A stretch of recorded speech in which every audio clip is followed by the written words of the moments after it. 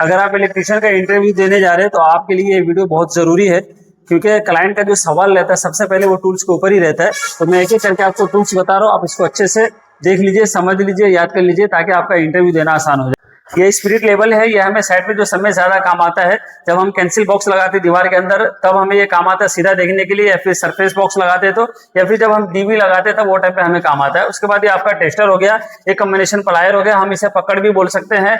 ये आपका है ना वायर कटर हो गया। उसके बाद ये आपका है ना मंगी प्लायर हो गया, ये स्क्रू ड्राइवर हो गया, ये माइनस प्लस स्क्रू ड्राइवर है, ये छोटा बड़ा साइज जो भी आपके टेबल पे रहेगा वो आप बोल सकते हैं। उसके बाद ये आपका स्प्रिंग हो गया, जो हमें पाइप बाइंड करने के लिए काम आता है, स्प्रिंग बेंडर हम इसे बोलते हैं।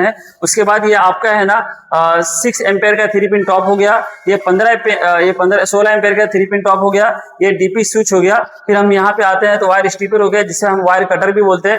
ये नोज प्लायर हो गया, हम इसे नोक पकड़ भी बोलते हैं। ये आपका छोटा 100 बिलेट हो गया। उसके बाद ये आपका नाइफ हो गया, जो हमें केबल वायर छीलने के लिए काम आता है। ये आपका क्रिम्पिंग टूल हो गया। उसके बाद आपका है ना ये GI का 3 वे जंक्शन हो गया, ये 4 वे जंक्शन हो गया, और ये PVC जंक्शन हो गया 1 वे, और ये 2 वे जंक्शन आपके टेबल पे अलग अलग साइज का हो सकता है, क्योंकि हमारे पास जो अभी आपके वीडियो में हम दिखा रहे हैं ये 25 mm का है। उसके बाद ये आपका ये बैंड हो गया। उसके बाद ये आपका एल्बो हो गया, ये 20 mm का है, ये 25 mm का है। उसके बाद ये आपका टी हो गया, अलग अलग साइज में है।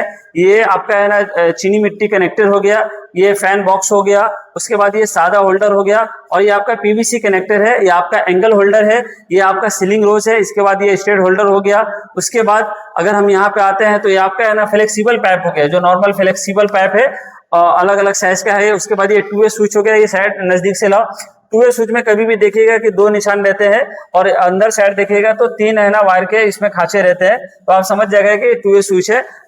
जो सिंगल स्विच होता है उसके अंदर 2 खांचे रहते हैं। ये आपका पाइप हो गया, अलग अलग कलर में अलग अलग जगह पे यूज होता है, ठीक है। उसके बाद ये आपका आइसोलेटर हो गया 4 पोल का। उसके बाद ये ना 2 पोल का आइसोलेटर हो गया। उसके बाद ये 4 पोल का आपका MCB हो गया, ये 3 पोल का MCB है, और ये सिंगल पोल MCB है।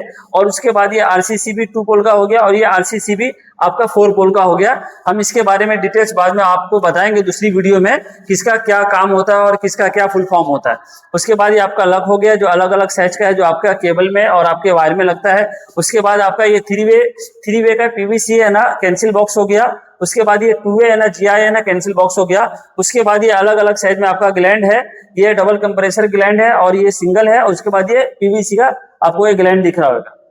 तो इसके बाद आपको जो है ये इन सारे टूल्स को और इन सारे मटेरियल्स को आपको अच्छे से याद कर लेना, क्योंकि क्लाइंट के टेबल पे ज्यादातर यही टूल्स और यही मटेरियल्स है ना इंटरव्यू के टाइम पे रहते हैं। तो अगर आप है ना टूल्स का सवाल अच्छे से दे देंगे, उनका आंसर, तो आपका जो आगे का इंटरव्यू वो एकदम आसान हो जाएगा।